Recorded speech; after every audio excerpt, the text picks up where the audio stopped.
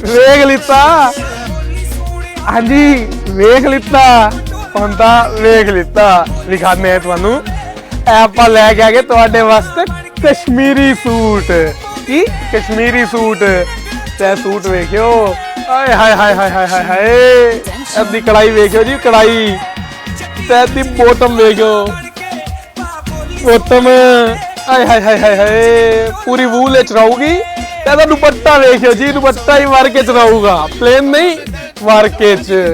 ਵੇਖਿਓ ਜੀ ਵੇਖਿਓ ਔਰ ਦੁਪੱਟਾ ਹੀ ਇਹਦਾ ਪੂਰਾ ਵੂਲ ਰਹੂਗਾ ਤੁਹਾਡਾ ਤੇ ਇਹਦੇ ਚ ਤੁਹਾਨੂੰ ਆਪਾਂ ਕਲਰ ਹੀ ਦੇਵਾਂਗੇ ਇਹਦੀ ਕਲਰ ਹੈ